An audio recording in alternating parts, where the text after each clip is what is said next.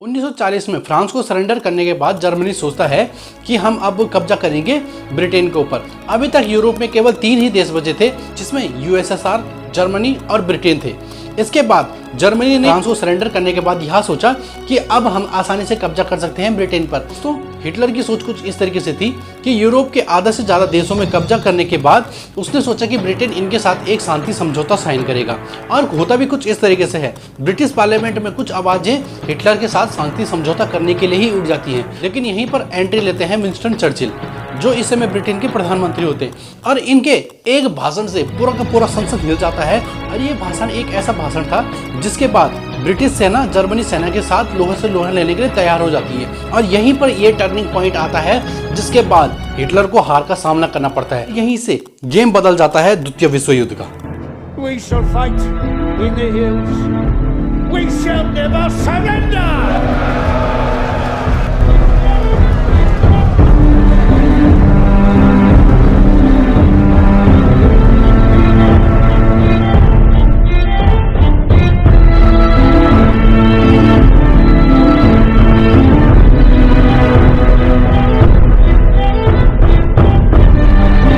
दोस्तों, अभी तक तो हमने पिछले सेशन में वर्ल्ड वॉर 2 कैसे शुरुआत हुई कुछ इस तरीके से देखा था, जहां पर 1940 तक जर्मनी ने फ्रांस को हराकर, फ्रांस को सरेंडर करवाकर आधे से ज्यादा यूरोप पर कब्जा कर लिया था।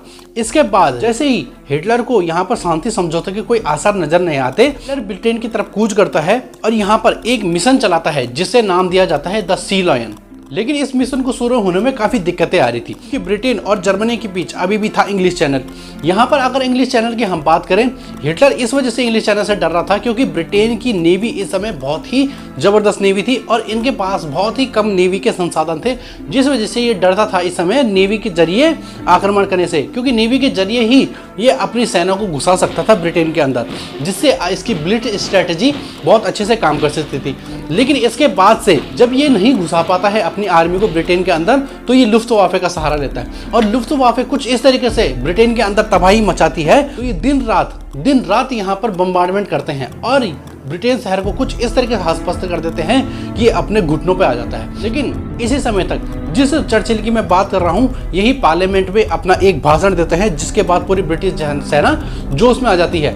जैसे ही ये रात के समय और दिन के समय ये आक्रमण चल रहे थे, इसी समय 2 जर्मन पायलट्स गलती से लंदन के ऊपर बॉम्बिंग कर देते हैं और इसी बम्बार्डमेंट में लंदन के काफी निर्दोष सिविलियंस मारे जाते हैं। इसी को देखते हुए चर्चिल सीधा आदेश दे देते हैं ब्रिटिश एयरफोर्स को अटैक करने का बर्लिन के ऊपर। और जैसे ही बर्लिन के ऊपर अटैक होता है, यहाँ पर हकबका जाता है हिटलर और हिटलर सीधे आदेश दे देता है ऑपरेशन ऑल आउट का कि किसी भी तरीके से मेरे को पूरा ब्रिटेन चाहिए और ब्रिटेन पर किसी भी तरीके से इस पे हमला करो। लुफ्तवाफे को कुछ हर तरह से इनको छूट दे दी जाती है, तुम कहीं पर भी बम्बार्डमेंट करो, कहीं पर यहाँ पर कोई ह्यूमैनिटी मत देखो, कुछ किसी भी तरीके से मेरे को क्या चाहिए, ब्रिटेन चाहिए। और इसी समय जर्मनी द्वारा जो ऑल आउट मिशन चलाया जा रहा था, इसी के जरिए लुफ्तवाफे के 1600 बम्बार्डमेंट विमान भेजे जाते हैं लंदन की तरफ, यानी कि ब्रिटेन की तरफ। और ब्रिटेन की तरफ वो कुछ इस तरीके से तबाही मचाते हैं, सोचिए आसमान में अगर 100 जहाज दिखाई दे रही है, यानी कि 1600 फाइटर जेट अगर आपको दिखाई दे रहे तो कैसा नज़ारा रहा होगा उस समय का। वो समय का इस तरह से नज़ारा रहा कि उनके पास तो करीबन 2600 एयरक्राफ्ट से 3000 एयरक्राफ्ट थे, किसके पास, जर्मनी के पास। लेकिन यहाँ पर आमने सामने की फाइट में बिल्कुल कम थे, यानी कि 1/4 भागती ब्रिटिश सेना। अब यहाँ पर ये कुछ इस तरीके से हमला करती है, जिसके बाद से हिटलर को अपनी मुंह की खानी पड़ती है। दरअसल यहाँ पर ये हमला कुछ इस तरीके से होता है, जिस तरीके से जर्मनी हकबकाया रहता है कि उनके बर्लिन के ऊपर हमला हुआ है तो हम भी लंदन को खत्म करते हुए चलेंगे। यहाँ पर ये एक स्ट्रैटेजी लड़ते हैं और यहाँ पर ये ब्लिट स्ट्रैटेजी को खत्म करने की कोशिश करते हैं कि ये जमीन से तो आ नहीं सकते, इसलिए इनका फोकस केवल इनकी एयरफोर्स को खत्म करने पर था। इस वजह से ब्रिटेन को अपने एनवायरनमेंट का फायदा मिलता है, जिसकी वजह से एक बहुत ही बड़ा नुकसान ये पहुंचा देते हैं लुफ्तवाफे को। लुफ्तवाफे के 60 से 90 एयरक्राफ्ट ये क्या धराशायी कर देते हैं। और ये सबसे बड़ी, यानी कि हिटलर की सबसे बड़ी नाकामी थी इस समय तक की, जितना भी युद्ध उसने अभी लड़े थे, ये सबसे बड़ी नाकामी थी। और इसी युद्ध को, यानी कि इस रात को जो ये एयरफोर्स के बीच युद्ध हुआ था, इसी युद्ध को बैटल ऑफ ब्रिटेन डे के नाम से भी जाना जाता है। अभी तक यहाँ पर जर्मनी तो केवल अकेले लड़ रहा था, लेकिन कुछ देश इसके साथ देने लग गए थे, जैसे हंगरी, रोमानिया और बुल्गारिया। कुछ इस तरह के देश थे जो जर्मनी का साथ देने लग गए थे। और इटली भी पूरी तरह से मदद करता है जर्मनी की, क्योंकि जर्मनी पूरी मदद करता है इटली की लीबिया में कब्जा करने की। ये जो मेडिटेरियन सी है यानी कि भूमध्य सागर है, इस जगह में ब्रिटिश नेवी की काफी ज्यादा तादाद रहती थी और यही जगह जिताने में मदद करता था जर्मनी, जिसकी वजह से इटली भी मदद करता है जर्मनी की ब्रिटेन को हराने में। इसके बाद लुफ्टवाफे को काफी नुकसान पहुंचने के बाद हिटलर ऑपरेशन सी लाइन को कुछ समय तक टाल देता है, जिसकी वजह से इस समय जर्मनी सबसे बड़ी गलती करने वाला होता है, जिसके वजह से जर्मनी ये युद्ध हार जाता है। दरअसल जर्मनी सोचता है कि अब इसके बाद ये अपनी सेना ब्रिटेन की तरफ से हटा के रूस की तरफ बढ़ा दे, यानी कि रूस पर हमला करने का। रूस पर हमला करने का उसके पास एडवांटेज ये था कि अगर रूस को ये इस समय तक जीत लेता तो इसके बाद से रूस पर इस जर्मनी का कब्जा हो जाना था, जिसके बाद जर्मनी ने रशिया पर कब्जा करने के बाद एक सुपर पावर के रूप में उभरना शुरू करना था। लेकिन ये इतना आसान भी नहीं था। दरअसल इस समय तक सोवियत यूनियन के पास 36 लाख सैनिकों की सेना थी और यहाँ पर इनके पास 30,000 टैंक भी हुआ करते थे। लेकिन यहाँ पर जर्मनी के पास कुछ इफेक्ट इनकी टेक्नोलॉजी का पड़ा, क्योंकि इनकी टेक्नोलॉजी काफ़ी इस समय तक बहुत ही एडवांस हो चुकी थी, जिस वजह से जर्मन सेना क्या करती थी, आसानी से कहीं कहीं पर रशियन सेना को यानी कि यूएसएसआर सेना को हरा देती थी। इसके बाद युद्ध छिड़ जाता है रशिया और जर्मनी के बीच। इस वजह से इनका ऑपरेशन सी लाइन से ध्यान हट जाता है और पूरा का पूरा ये यहाँ पर ध्यान दिया जाता है यूएसएसआर को अपने कब्जे में करने का। जैसे ही जर्मनी अटैक करता है यूएसएसआर के ऊपर और इसके करीबन 100 किलोमीटर पे, आप सोच सकते हैं 100 किलोमीटर पे अभी तक जर्मनी कब्जा कर चुका होता है। इसके बाद ही यूएसएसआर और ब्रिटेन आपस में एक संधि साइन करते हैं, जिसमें ये जर्मनी को हराने की एक स्ट्रेटेजी बनाते हैं। इसी के दूसरी तरफ यूएसएसआर को एक एडवांटेज मिलता है जापान के साथ एक ट्रीटी साइन करने का, क्योंकि यहाँ पर भी एक सांझी समझौता साइन होता है, जिस वजह से ये अपनी सेना ईस्ट से हटाकर अपनी सेना वेस्ट में भेज देता है, यानी कि जर्मन से लड़ने के लिए भेज देता है। लेकिन इसके दूसरी तरफ एक और युद्ध शुरू हो जाता है। दरअसल अमेरिका इस समय वर्ल्ड वॉर तक नहीं आया था। वर्ल्ड वॉर में दरअसल अमेरिका पढ़ना ही नहीं चाहता था, क्योंकि इस समय तक अमेरिका बहुत ही उन्नत देश हो चुका था और वो नहीं चाहता था कि उसकी इकोनॉमी इस वॉर के वजह से बिगड़ जाए। लेकिन यहाँ पर उसको जबरदस्ती घसीट कर लाया जाता है, किसके कारण? जापान के कारण। दरअसल होता कुछ इस तरीके से है, दिसंबर 1941 के समय पर जापान हमला कर देता है अमेरिका के पर्ल हार्बर में, जहां पर इनका बहुत ही बड़ा नेवी का बेस था और यहाँ पर करीबन 2600 अमेरिकन सोल्जर्स मारे जाते हैं। दरअसल ये अटैक जापान द्वारा इसलिए किया जाता है क्योंकि पैसिफिक ओशन में अमेरिका लगातार अपनी नेवी को बढ़ाते जा रहा था। उसे ये डर था कि एक टाइम में ऐसा ना हो जाए कि वो जापान तक अपना कब्जा कर ले, यानी कि इकोनॉमिकली तो वो स्ट्रांग हो चुका था, लेकिन आर्मी की पावर बढ़ाने के साथ साथ ही ये इतना स्ट्रांग ना हो जाए कि ये पूरे प्रशांत महासागर में अपना कब्जा कर ले। इससे पहले जापान पर अमेरिका कब्जा हो, जापान ही हमला कर देता है पर्ल हार्बर में, जिसका बिल्कुल भी अंदेशा नहीं था किसी भी देश को। इसके पास से यूएसए भी वॉर डिक्लेयर कर देता है जापान के खिलाफ। लेकिन युद्ध में आने से पहले अमेरिका पूरे 4 महीने लगा देता है कि इस समय तक अमेरिका अपने साजो सामान बटोर रहा होता है। और ये साजो सामान कैसे होते हैं, मैंने आपको पहले युद्ध में बताया था कि इसने युद्ध आने से पहले इकोनॉमिकल चीजें ऐसे लोगों को दे दी थी जो वॉर में जाने के बाद भी इनके इंडस्ट्रियलाइजेशन को संभाल पाए, और यही चीजें कर रहे थे ताकि हम वॉर में जाने के बाद भी इनके इंडस्ट्रियलाइजेशन को कोई फर्क ना पड़े। जैसे ही ये युद्ध में जाता है, यानी कि 3 से 4 महीने के अंतराल में युद्ध में जाता है, तक जापान आपके सिंगापुर और थाईलैंड वाले इलाके इन जगहों पर कब्जा कर चुका होता है, यानी कि अपना एरिया बहुत बड़ा बढ़ा चुका होता है। इसी के विपरीत अगर हम यूरोप में चले तो इस समय तक वॉर छिड़ जाती है रशिया और जर्मनी के बीच, और ये बहुत ही ज्यादा घमासान युद्ध होता है। और सबसे बड़ा युद्ध, जिसे वर्ल्ड वॉर का एक टर्निंग पॉइंट भी कहा जाता है, ये होता है स्टालिन के घर में, यानी कि स्टालिन के शहर में।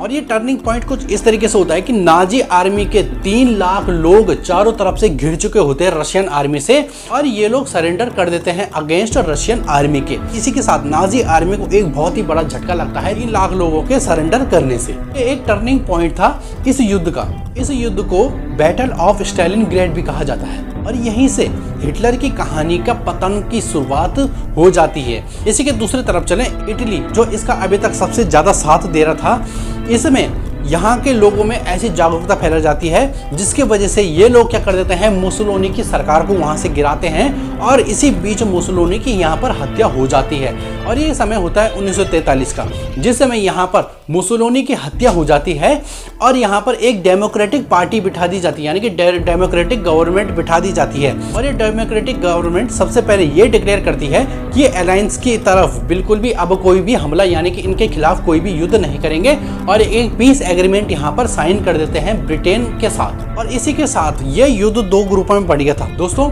इसी के बाद तेहरान में एक मीटिंग बैठती है जिसमें चर्चिल, स्टर्लिंग और रूजवेल्ट बैठते हैं, यानी कि ये 3 बड़े बड़े देश अमेरिका, रूस और ब्रिटेन के लीडर्स बैठते हैं और इस बारे में चर्चा करते हैं कि किस तरीके से वर्ल्ड वॉर 2 को खत्म किया जाए। और यहाँ पर 6 जून 1944 तक जर्मनी के खिलाफ एक बहुत बड़ा मिशन किया जाता है, जिस मिशन का नाम रखा जाता है डी-डे।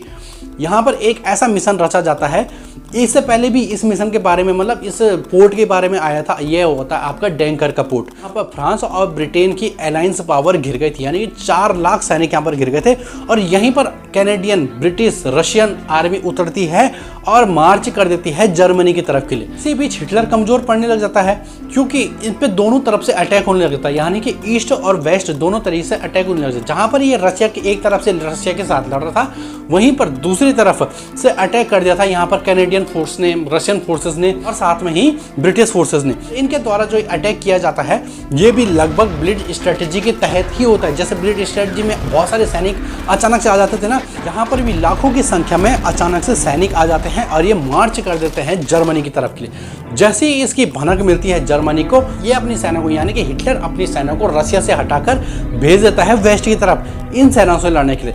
जैसे ही अपनी सेना रशिया से हटाता है, रशिया अपना एरिया वापस लाने के लिए, यानी कि ये अपना एरिया जितना इसका 300 किलोमीटर अभी तक कब्जा कर चुके थे, 100 किलोमीटर मॉस्को तक बचा हुआ था। इसके बाद से अगर ये थोड़ा युद्ध और चलता तो मॉस्को तक यहाँ पर हमला हो जाना था, लेकिन यहाँ पर रुका हुआ था ये ठंड के कारण। ठंड के कारण इसलिए रुके हुए थे क्योंकि रशियन आर्मी आसानी से जानती थी कि ठंड में कैसा लड़ा जाए, जो कि जर्मनी आर्मी बिल्कुल नहीं जानती थी।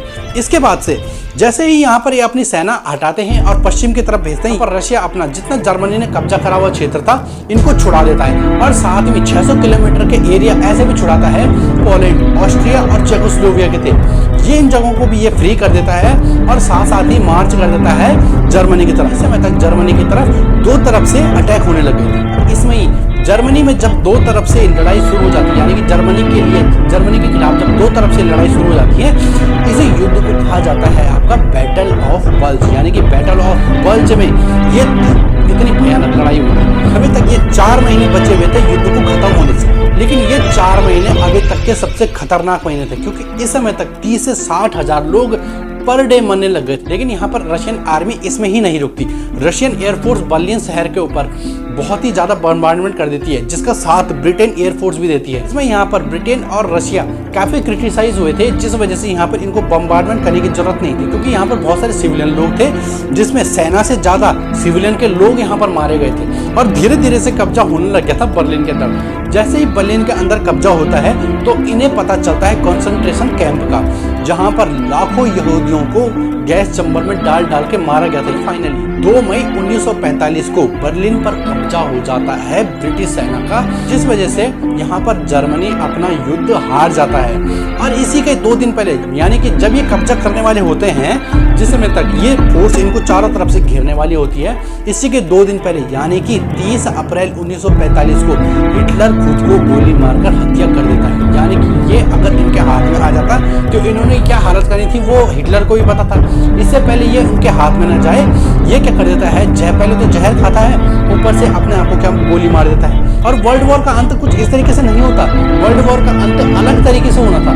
इसके बाद ही यानी कि 2 महीने तक तो जर्मनी ने तो सरेंडर कर दिया था, यहाँ पर पूरी तरह से जर्मनी सरेंडर हो गई थी, लेकिन जापान ने अभी तक सरेंडर नहीं किया था। इसके साथ साथ ही वॉर छिड़ी हुई होती है जापान और अमेरिका के बीच।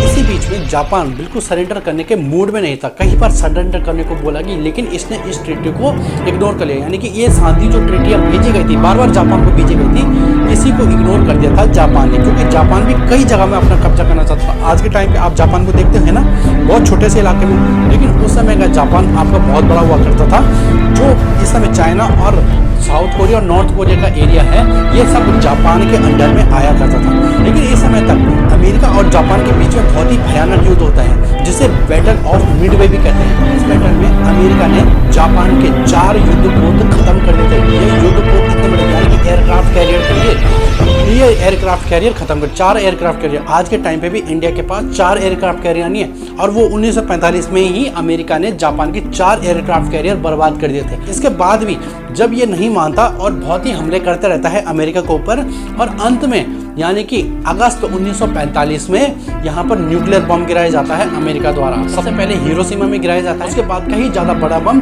नागासाकी में गिराया जाता है, जिसके बाद यहाँ पर कई मासूम लोग मर जाते हैं और दुनिया पहली बार एक ऐसा हथियार देखती है जिसको वो दोबारा देखने की इच्छा नहीं करेगी। इतना भयंकर वो विनाश था। ऐसा ही एटॉमिक वॉर कुछ उस समय लड़ी गई थी अमेरिका द्वारा, और ये वॉर कुछ इस तरीके से लड़ी गई थी जिसके बाद इन वॉर पे यानी कि ऐसी वर्ल्ड वॉर पे प्रतिबंध लगा दिया गया था। और साथ में इन ऐसी संस्थाओं का यहाँ पर जन्म होता है जो सारे देशों को अपने कंट्रोल में रख सके, यानी कि 1945 का वही संस्था यानी कि यूनाइटेड नेशन आपकी यानी कि यूएनओ की स्थापना यहाँ पर की जाती है। इसी तरीके से विश्व युद्ध खत्म होता है। साथ साथ ही ऐसे देश भी यानी कि जो अभी तक यूरोपियन की सोच जो चल रही थी ना कि विस्तारवादी सोच हम रखेंगे, विस्तारवादी के जरिए हम दूसरे देशों पर कब्जा करेंगे, इसी के साथ ही बाकी देशों में कब्जा छोड़ दिया जाता है और सभी अपने अपने देश वापस लौट जाते हैं। कई देशों में जो भी गुलाम हुआ करते थे, इसी के साथ साथ भारत भी यहाँ पर आज़ाद हो जाता है 1947 में। इस वर्ल्ड वॉर की क्षति कुछ इस तरीके से होती है कि जो यूरोपियंस थे उस समय ये करीबन 50 साल पीछे चले गए थे अपने विकास गति से, यानी कि जिस हिसाब से इन्हें अपना इकोनॉमिक डेवलपमेंट करनी थी उस हिसाब से 50 साल पीछे चले गए थे। और इसी कारण से यहाँ पर एक और संस्था बनती है जिसे वर्ल्ड बैंक कहते हैं। साथ में इसी तरीके से IMF बनता है, WHO बनता है, और इसी तरीके से बनाई जाती है आपको नाटो। इन जैसे ऑर्गेनाइजेशन की यहीं पर शुरुआत होती है। और किस वजह से हुई? इसी न्यूक्लियर वॉर की वजह से, क्योंकि दुनिया दोबारा ऐसी वॉर नहीं देखना चाहती है। उस समय तो छोटे छोटे बम यानी कि पहली बार वो बम चलाए गए थे किसी स्थानीय जगह पे, वो पहली बार बम चलाए गए थे। आज के बम उनसे भी 100 गुना ज्यादा पावरफुल है। सोचिए अगर आज के टाइम पे भी ऐसे युद्ध होते हैं तो वो कितने विनाशकारी हो सकते हैं। ऐसे युद्ध रोकने के लिए इन संस्थाओं का निर्माण किया गया। तो दोस्तों यहीं पर द्वितीय विश्व युद्ध खत्म हो जाता है और हमारा सेशन भी यहीं पर खत्म हो जाता है। दोस्तों अगले सेशन में मिलते हैं आपके साथ। जय हिंद।